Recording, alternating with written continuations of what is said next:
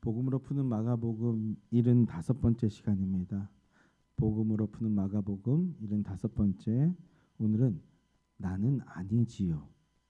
나는 아니지요 라는 제목으로 하나님 말씀 증거하도록 하겠습니다.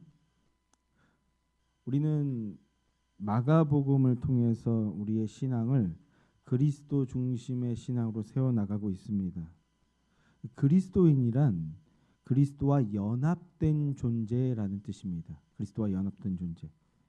그리스도와 연합되었다는 것은 그리스도로 말미암아 죄 사함을 받았고, 그리고 그리스도께서 성취하신 하나님의 의를 전가받아서 하나님께 의인이라 칭함을 받는 존재이며, 그리고 그 가운데서 가장 영광스러운 사실은 내가 그리스도 안에 있고 그와 동시에 그리스도께서 내 안에 계시다는 것입니다.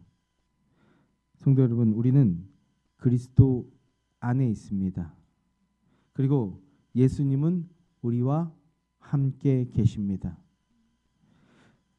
지금 이 순간 이 놀라운 진리의 말씀을 통해서 여러분의 가슴이 떨려오십니까? 성도에게 오는 모든 축복은 그리스도와의 연합 때문입니다. 이 복된 사실을 단단히 믿고 기억하는 여러분 되시기를 간절히 소망합니다. 이 복된 말씀을 사도 바울은 또 이렇게 고백합니다. 우리가 예수 그리스도로 말미암아 죄에 대하여는 죽었고 생명 안에서 왕노릇하게 되었다라고요. 은혜의 왕노릇하게 되었다라는 겁니다. 은혜의 왕노릇, 은혜의 통치를 받으며 은혜를 따르는 자가 되었다라는 것인데요. 그런데 이 축복의 근거이자 이 축복의 시작이 어디에 있습니까? 바로 갈보리 언덕에서 예수님이 지셨던 그 대속의 십자가에 있습니다. 예수님은 처음부터 이 십자가를 위해 이 땅에 오셨고 이제 그 십자가를 목전에 두고 계신 상태입니다. 우리는 지금 구속사의 정점을 향해 나아가는 그 길목을 지나면서 그 긴박한 순간에 어떤 일들이 벌어지고 있는지를 하나하나 살펴가고 있는 중입니다. 그래서 오늘은 이제 예수님의 말씀을 따라 준비된 6월절 만찬의 첫 이야기를 나눌 것인데요. 그런데 마가복음은 만찬의 시작과 함께 충격적인 이야기를 먼저 꺼냅니다. 바로 주님을 배신할 자에 대한 말씀입니다. 주님께서 너희 중에 한 사람이 나를 팔리라 이렇게 말씀하십니다. 그러니까 제자들이 모두 놀라서 당황하며 주님께 묻습니다. 주님, 나는 아니지요? 라고 묻습니다. 구약의 6월절이 마무리되고 주님의 성찬으로 개혁되는 이 엄숙한 자리에 주님은 배신이라는 극단적인 단어를 꺼내셨어요. 그런데 이 말씀의 위치나 전개가 다른 복음서들과는 조금 차이를 보입니다. 사복음서 모두 이 6월절 만찬의 이야기를 말씀하고 그다음에 배신에 대해서 이야기하고 있는데, 그런데 다른 복음서들과 다르게 마가복음은 조금 차이를 보이고 있습니다. 생략된 부분들도 있고 그럼으로써 강조하는 부분이 조금 다릅니다. 그래서 오늘 우리는 마가복음 기자의 의도에 조금 집중해서 이 말씀을 함께 상고해 보고자 합니다. 자, 본문 17절부터 19절까지 말씀 다시 한번 함께 읽을까요? 17절부터 19절 말씀 함께 시작. 저물매 그 12를 데리시고 가서 다 앉아 먹을 때에 예수께서 이르시되 내가 진실로 너희에게 이르노니 너희 중에 한 사람이 곧 나와 함께 먹는 자가 나를 팔리라 하신대 그들이 근심하며 하나씩 나는 아니지요 하고 말하기 시작하니. 아멘. 먼저 저물매라고 말씀이 시작됐는데요. 저녁이 되었다는 거죠. 지난주에 제가 유대인들은 저녁을 하루의 시작으로 본다라는 말씀을 드렸었습니다. 그러니까 이제 6월절 전날이 드디어 시작이 되었다는 겁니다. 이걸 6월절 예비일이라고도 하는데요. 주님의 구원 역사에서 결전의 날이라고 할 수 있는 그 6월절의 바로 전날이 드디어 시작이 되었다는 겁니다. 이 전날부터 이제 급격한 일들이 벌어지게 되잖아요.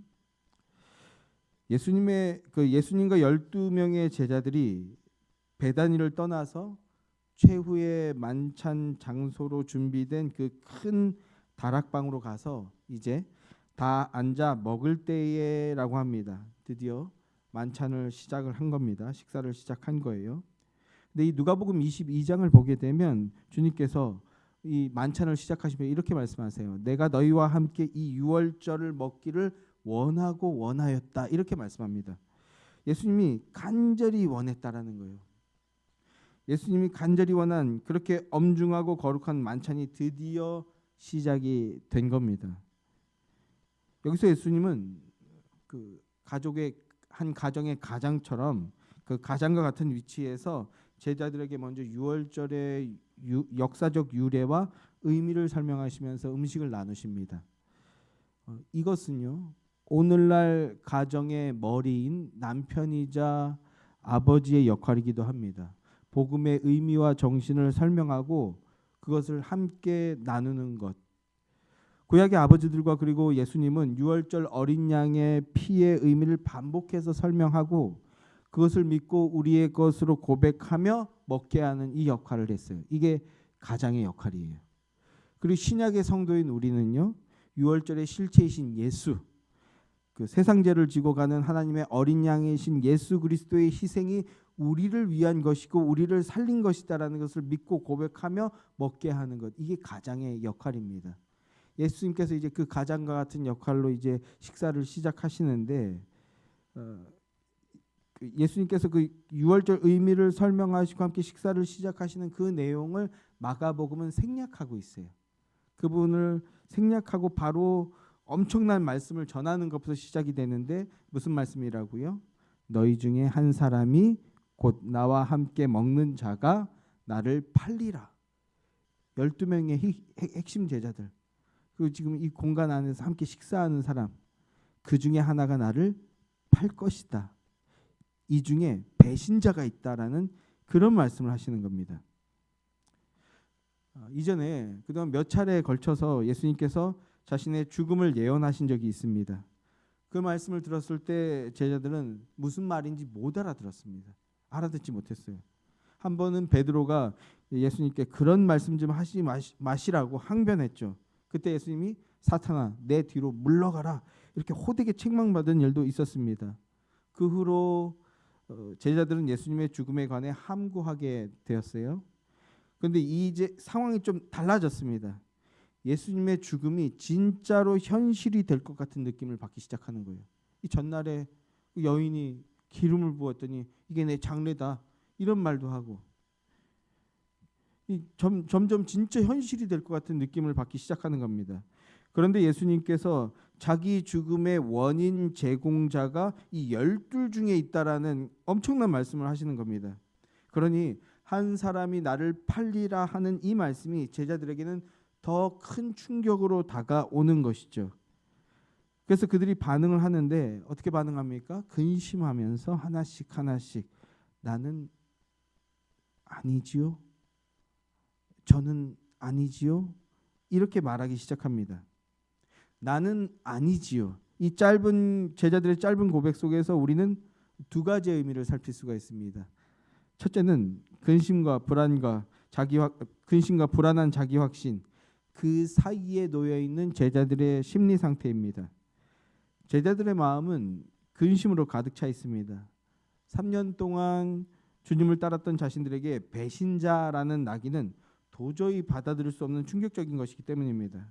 그런데 그들의 나는 아니지요라는 이 반응은 단순히 자기는 그런 사람이 절대 아니라는 그 자기 방어가 아니라 사실은 주님의 곁에 있음에도 불구하고 자기 안에 주님을 배신할 수 있는 죄의 본성이 있다라는 것을 스스로 감지하고 있는 겁니다. 그럴 리 없다고 자기를 믿고 싶지만 그러나 동시에 죄 앞에서 자기 마음을 확신할 수 없는 그 인간의 연약함 사이에 서 있는 것이죠. 둘째는 주님의 죽으심, 주님의 십자가를 전혀 이해하지 못하는 제자들의 영적 상태입니다. 제자들의 나는 아니지요라는 이 고백은 그들의 영적 한계를 고스란히 드러내고 있는 것입니다. 제자들은 예수님이 이 땅에 오신 이유, 자기들을 부르신 이유, 그리고 유월절 어린 양의 피의 의미를 전혀 이해하지 못하고 있습니다. 죄악 가운데 있는 그 인간 군상의 모습을 적나라하게 보여주는 것이잖아요. 그게 나하고 무슨 상관이 있는지 전혀 이해하지 못하고 있어요. 그러면서 예수님이 로마 군병들에게 잡히실 때까지 그들은 예수님이 자기들에게 그 세상의 영광을 가져다 줄 세속적인 메시아로 기대하고 있었습니다. 마지막 순간까지 그랬어요. 마지막 순간까지. 그래서 식사가 끝나고 겟세마네 기도하러 가실 때 내가 이제 마음이 너무 힘들고 괴롭다. 나를 위해 기도해 달라고 할 때 전혀 이해하지 못하고 잠이 들고 말았었잖아요.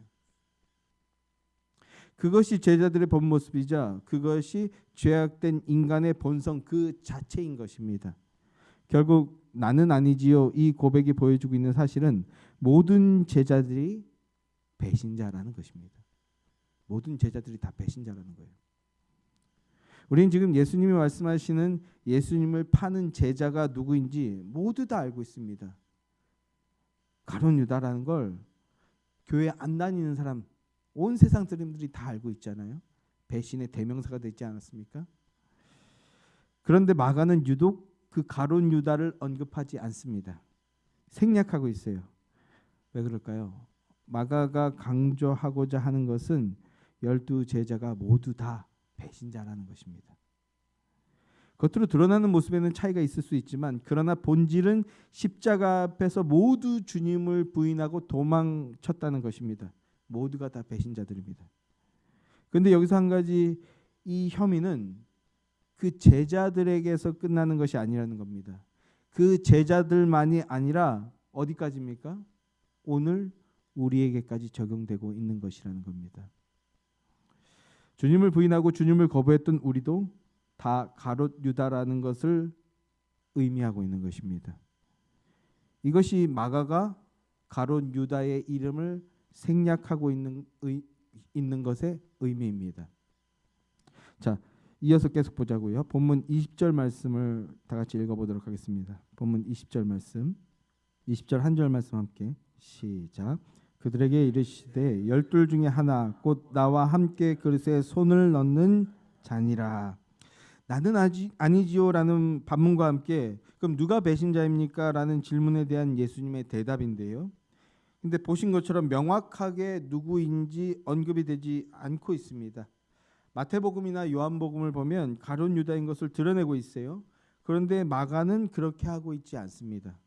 그럼 우리 마태복음을 한번 보죠. 마태복음 26장을 한번 보겠습니다. 어떻게 차이가 나는지 마태복음 26장 21절부터 25절까지 한번 읽어보겠습니다. 마태복음 26장 21절부터 25절까지 함께 시작.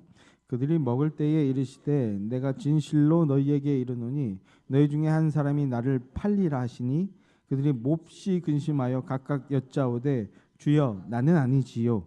대답하여 이르시되 나와 함께 그릇에 손을 그가 나를 팔리라. 인자는 자기에 대하여 기록된 대로 가거니와 인자를 파는 그 사람에게는 화가 있으리로다. 그 사람은 차라리 태어나지 아니하였더라면 제게 좋을 뻔하였느니라. 예수를 파는 유다가 대답하여 이르되 랍비여 나는 아니지요. 대답하시되 네가 말하였도다 하시니라. 보시면 마태복음은 상황을 조금 더 자세히 전해주고 있는 것을 볼 수가 있는데요. 이를테면 예수님께서 너희 중에 하나가 나를 팔리라 라고 말씀하셨을 때 마태는 제자들의 반응이 몹시 근심하였다라고 제자들의 상태를 좀 더 상세하게 전해주고 있습니다. 그리고 마태는 예수님과 유다와의 대화를 전해주고 있어요. 23절에서 예수님이 나와 함께 그릇에 손을 넣는 그 자가 팔리라 이렇게 좀 넓게 두루뭉술하게 말씀하셨어요. 여기서 그릇은 그 떡을 찍어 먹는 소스 또는 그 스프가 담긴 그릇을 말하는데 여러 명이 같이 쓰는 그릇입니다. 그러니까 쉽게 누군가 특정하고 있지 않다라는 그런 의미로 보시면 돼요. 그러니까 앞서서는 너희 중에 하나가 나를 팔 것이다라고 이렇게 광범위한 표현을 쓰셨는데 근데 여기서는 나와 같은 그릇을 쓰는 사람이다라고 12명 중에 3인 또는 4인씩 이렇게 그릇이 나눠져 있는데 그 중에 하나라는 듯이 이렇게 매우 좁혀진 표현을 쓰시고 있는 겁니다. 좀 우스갯소리처럼 얘기하면 이제 마피아 누군지 거의 좁혀진 뭐 그런 상황이라고 볼 수도 있는 건데, 그런데 이 표현은요 사실 그 위치적으로 지금 식탁을 기준으로 했을 때 위치적으로 아주 가까운 자리에 있는 사람을 말하는 것일 수도 있는데, 또는 심리적으로 더 가까운 그 나와 좀 더 친근한 더 깊이 교제가 있는 그 더 가까운 사람을 지칭하는 그런 표현이 될 수도 있는 표현입니다. 그래서 현장에서는 이게 가룟 유다를 지목하는 것이라는 것을 당사자 말고는 아무도 몰랐습니다. 그 당시에는. 나중에 후에 마태도 요한도 다른 제자들도 알게 된 것이죠. 그래서 요한복음을 보게 되면 요한복음은 가룟 유다에 대해서 아주 심한 적개심을 드러내는 것을 볼 수가 있거든요. 후에. 자, 근데 여기서 마태는 가룟 유다만의 반응을 또 기록해서 우리에게 전해주고 있습니다. 25절을 보면 유다가 스스로 라삐어, 그럼 나는 아니지요? 라고 묻는 장면을 보여주고 있어요. 여기서 조금 재미있는 것이 복음서에서 그 제자들의 영적 무지, 영적 맹인의 상태를 보여주는 장치 중에 하나가 예수님을 향해서 라삐어 또는 선생님이라는 이 표현을 쓰는 것을 바로 그런 영적 무지의 상태, 영적 맹인의 상태를 나타내는 것이라는 그런 말씀을 지난주에도 말씀을 드렸었잖아요. 그 22절을 보면 그 재미있는 것이 그 다른 제자들이 예수님께 질문할 때 주여 나는 아니지요 이렇게 표현을 쓰고 있습니다. 예수님을 향해서 정확하게 주님이라는 표현을 쓰고 있어요. 그런데 그런 중에 가룟 유다만 예수님을 향해 라삐어라는 표현을 쓰고 있어요. 그의 영적 상태가 다른 제자들과 조금 더 다르다라는 것을 우리에게 힌트해주고 있는 것이죠. 가룟 유다가 라삐어 나는 아니지요라고 뻔뻔하게 되물었을 때 주님은 네가 말하였도다라고 대답해 주십니다. 네가 나를 팔 것이라는 것을 나는 이미 알고 있어. 이걸 유다만 알아들을 수 있도록 대답을 해주신 거예요. 유다만. 예수님이 이렇게 말씀하시는 것은 유다가 그 마음을 돌이킬 수 있도록 회개의 기회를 주시는 것이라고 할 수 있습니다. 회개하면 그 어떤 더러운 죄인도 다 용서받을 수 있습니다. 그러나 우리가 유다를 배신의 대명사처럼 말하게 된 결정적인 원인은 유다는 회개하지 않았기 때문입니다.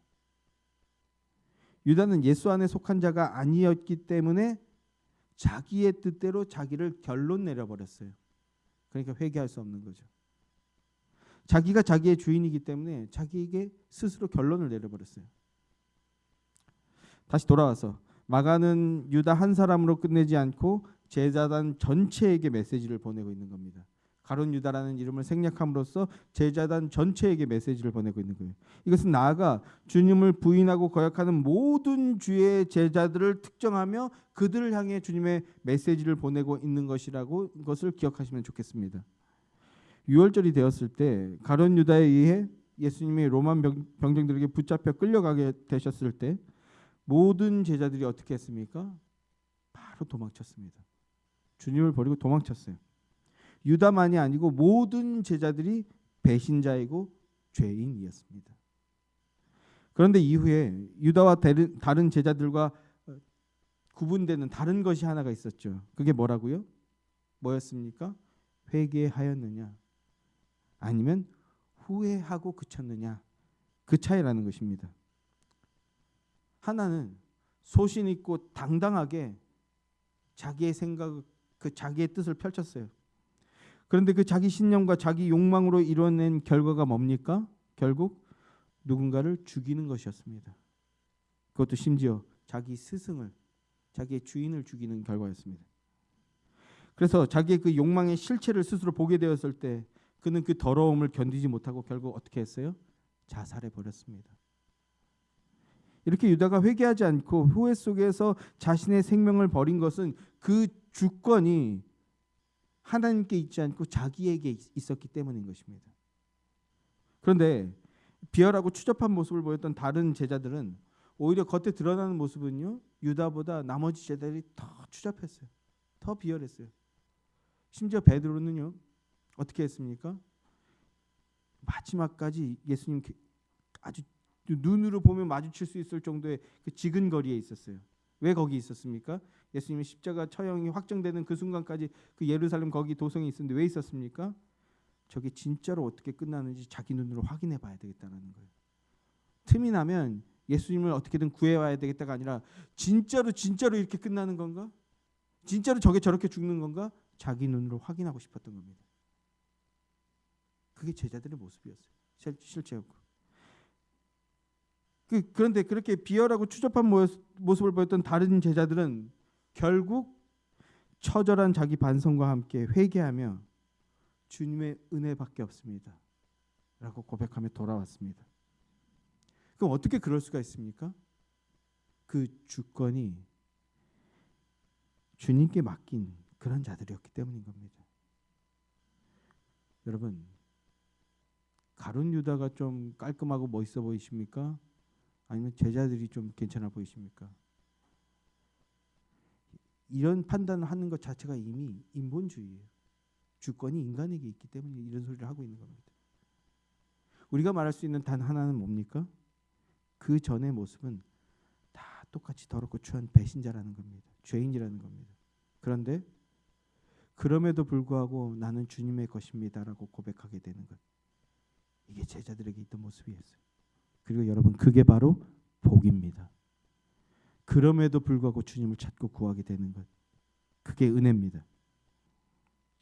마가가 유다의 이름을 생략하는 것을 통해 우리에게 전하고자 했던 메시지는 바로 이것입니다. 우리가 지금 유다의 길을 가고 있는 것은 아닌지 돌아보게 하는 것이죠. 스스로를 돌아보게 하는 것입니다. 우리도 가롯 유다와 같은 죄를 가지고 있는 자들입니다. 그런데 우리는 유다와 무엇이 다릅니까? 내가 나의 주인이 되어서 내 인생을 결정하며 그래서 후회하며 끝내는 것이 아니라 주님의 법과 주님의 뜻과 주님의 마음 앞에 나를 세우고 그 법과 뜻과 마음을 따라 회개한다는 그 차이를 가지고 있는 것입니다. 우리는 예수 안에 있는 자이기 때문에 그렇습니다. 아멘이시죠? 그러니까 이 말씀을 볼 때 우리가 던져야 할 질문은 나는 아니지요가 아니라 주님, 어째서 나 같은 자를 위해, 나 같은 죄인을 위해 십자가를 져 주신 겁니까? 라는 탄식과 감격의 질문을 다시 던져야 하는 것입니다. 사랑하는 성도 여러분, 지금 이 말씀 앞에서 그리스도의 사랑을 바라보며 가슴을 치고 회개하며 십자가를 붙들고 주님의 사랑에 감사해하는 그런 신앙이 여러분 안에 있게 되기를 소망합니다. 주님이 나를 위해 십자가에 피 흘려 죽으시고 자기의 살을 찢으셨다는 것을 기억하며 회개와 감사를 고백하고 그리고 소망으로 그 생명에 소망이 있어요. 그래서 소망으로 표대를 향해 나아가는 참되고 복된 여러분들이 되시기를 주님의 이름으로 축원합니다. 주님은 우리가 이 생명의 이 새 생명의 능력, 은혜의 왕노로 타는 자가 되게 하기 위해 주님이 뜻하신 그 길로 나아가시고 계신 것입니다. 자, 이제 우리 마지막으로 본문 21절 말씀을 함께 읽겠습니다. 다시 본문으로 돌아가서 21절 말씀입니다. 한 목소리로 함께 시작.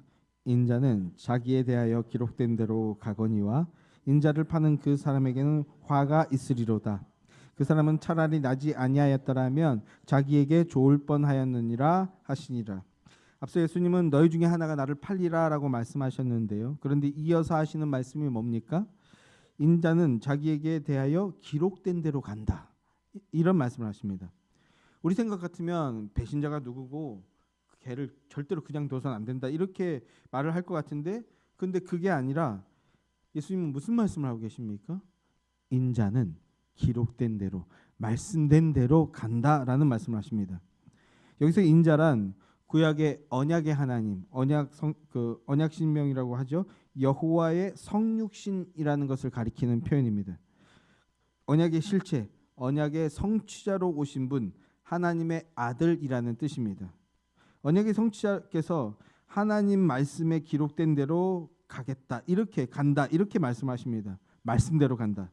그러면 말씀대로 간다고 하시는데 어디로 간다는 말씀입니까? 이게 예수님이 어디로 가신다는 거예요? 이제 팔려서 고난의 자리, 십자가 처형의 자리로 가게 된다는 말씀입니다. 주님께서 내가 팔리게 될 것이라는 말씀을 하신 다음에 그 다음에 고난과 죽으심의 길을 가시게 될 것을 말씀하는 겁니다. 너무나 참혹한 말씀 아닙니까? 너무나 그 우울하고 마이너틱한 말씀 아니에요? 그러나 인간이 생각했을 때 이 말은 너무 처절하고 너무 참혹하고 너무 어둡고 너무 답답한 이야기 같지만, 그러나 그것으로 끝나는 것이 아니죠. 우리는 알고 있습니다. 십자가는 절망의 끝이 아니라, 절망의 마지막이 아니라 하나님의 영광의 시작이라는 것을 우리는 알고 있어요. 십자가는 하나님의 공의가 성취되어 의가 선포되는 자리입니다. 그리고 죄인이자 하나님의 원수인 우리들을 향해 하나님의 무궁한 사랑이 선포되어지는 자리가 바로 십자가입니다. 그리고 예수님이 십자가에서 죽으심으로 끝나는 것이 아니라 예수님은 사망을 이기시고 다시 살아나셔서 승천하십니다. 승천하셔서 거룩하신 하나님 보좌 우편에 좌정하시는 그 영광스러운 모습까지 나아가십니다. 그러니까 예수님의 인자는 기록된 대로 가거니와 하는 이 말씀의 실제적 의미는 십자가와 사단의 통치를 통과하심으로써 죄의 통치와 죄의 영에서 완전히 영원히 벗어나시게 되신다라는 거기까지의 의미를 담고 있는 겁니다. 그리고 영광스러운 하나님 보좌 우편에 좌정하시어 영원한 은혜의 통치를 이루어 나가신다는 그 뜻이라고요. 또한 하나님의 이 놀랍고 거룩한 은혜의 역사를 통해 우리가 죄사함을 얻게 되었고 새 생명 안으로 들어가게 되었습니다. 그리스도께서 우리의 의와 지혜와 거룩과 구속함이 되시는 겁니다. 그래서 그리스도인은 그리스도 안에서 거룩함을 입고 의롭다함을 입었습니다. 성도는 그 의와 거룩으로 오늘을 살고 지금을 살고 영원을 살아가게 된 존재가 되어진 것입니다. 그러니까 예수님께서 나는 기록된 대로 가거니와 라고 말씀하실 때 이 말씀은 우리 주님이 고난의 십자가로 나아가 죽으심을 겪게 된다는 이야기지만, 그러나 그것으로 끝나는 것이 아니고 그 십자가를 통과하여 영광스러운 하나님 보좌 우편에 앉게 된다는 이 말씀을 하시고 있다는 것을 기억하시기를 바랍니다. 그리고 주님께서 좌정하심으로 주님의 은혜로 인해 우리도 주님의 보좌 앞으로까지 나아가게 됩니다. 주님의 보좌 앞으로 나아가서 주님과 함께 된다는 것, 이것도 기억하시기를 소망합니다. 그래서 빌립보서 3장 20절 말씀을 보게 되면 거기서 이렇게 말씀하죠. 우리의 시민권은 하늘에 있는지라 라고 말씀합니다. 우리의 시민권은 하늘에 있다. 여기서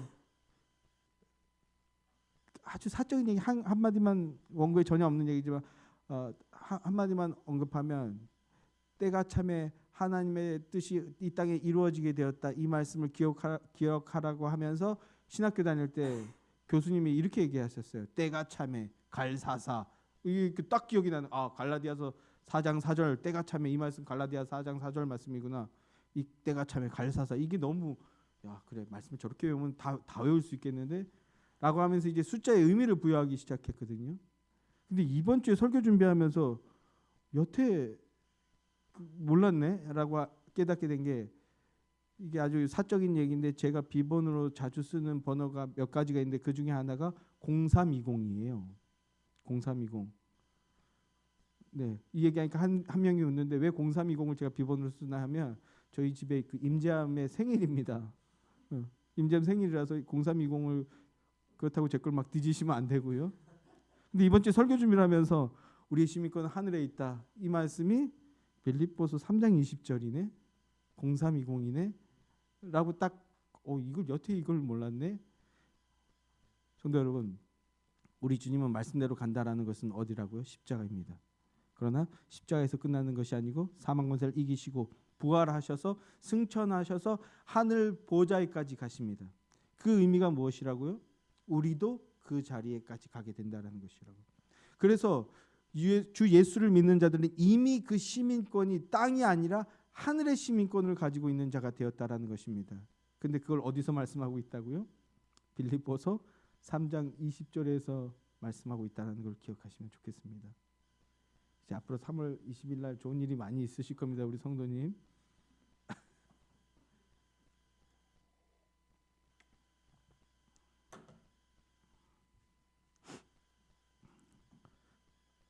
성도님, 성도 여러분, 우리의 시민권은 하늘에 있습니다.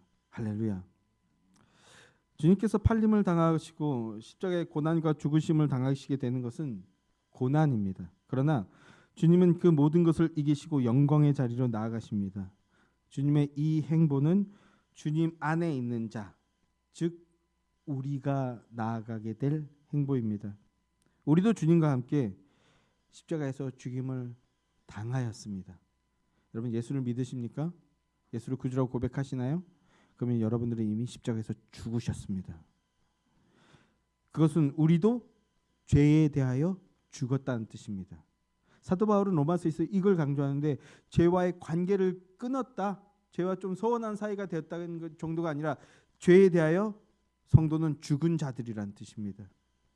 그리고 주님의 부활하심과 함께 우리 영혼도 살아난 자들이 바로 성도입니다. 그래서 은혜의 통치로 옮겨진 자들이라고요. 성도는 은혜의 통치 아래에 있기에 오히려 사단의 공격과 침노를 당하게 됩니다.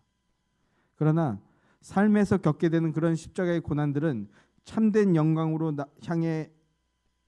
향하게 하며 영원한 하늘 시민의 삶으로 더욱 나가게 하는 통과 의례 중에 하나라는 것을, 통과 의례일 뿐이라는 것을 기억하시는 여러분 되기를 소망합니다. 그래서 더욱 소망을 가지고 더욱 담대히 천국의 길로 나아가는 여러분들이 되시길 주님의 이름으로 축원합니다. 그러면서 인자를 파는 그 사람에게 화가 있으리로다 주님께서 이렇게 말씀을 하시죠. 그리고 그 사람은 차라리 나지 아니하였더라면 자기에게 좋을 뻔하였느니라 라는 말씀을 하십니다. 여기서 차라리 나지 않았으면 좋겠다 이 말씀을, 특히 청년 때는 이 말씀을 가지고 많은 고민을 하게 되는 말씀 중에 하나죠. 이것 때문에 저한테 질문을 하고 그런 사람들도 있었는데, 이게 인간적으로 언뜻 듣기에는 마치 뼈저린 후회와 그래서 성토의 표현을 하시는 것처럼 들립니다. 그럴 줄 몰랐다, 너무 안타깝다, 이런 말처럼 들려요. 그러나 인간이 후회하며 쏟아내는 그런 탄식이나 그런 넋두리 같은 게 아닙니다. 오류나 실패를 인정하는 그런 자조적인 이야기가 아닙니다. 그리고 또 죄인에 대해 그 단순한 처벌의 선언도 아닙니다. 그런 인간적인 수준의 이야기가 아니에요. 하나님은 모든 천지 만물을 예수님을 위해서 지으셨습니다. 그 중에서 유다를 당신의 제자로 굳이 부르셨어요. 주님은 그가 배신하게 될 것이라는 것을 아셨습니다. 그럼에도 당신의 제자로 부르신 것입니다. 그것은 당연히 유다에게도 새 생명 안으로 들어올 기회를 주셨던 것입니다.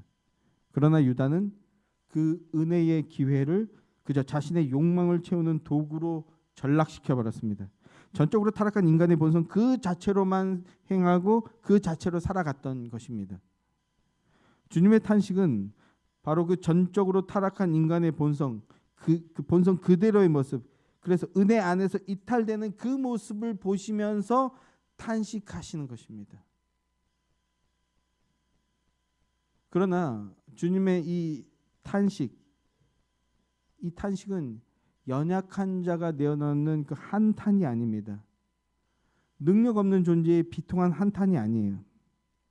주님께서 탄식하신 이유는 우리는 주님의 기계적이고 차가운, 우리 주님은 우리의 그 기계적이고 율법적인 신이 아니시기 때문입니다.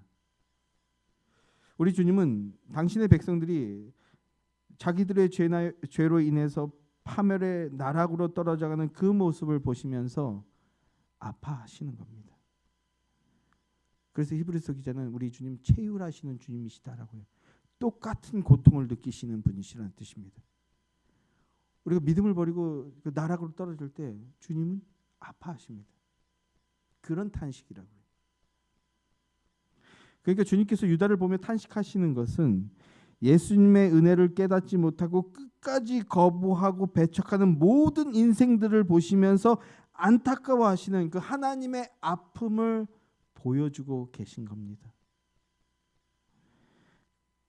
그런데요, 이 말씀을 복음으로 보고 복음으로 깨닫게 된다면, 그러면 차라리 나지 않는 것이 나았겠다 싶을 만큼 비참한 인생이 바로 나였구나,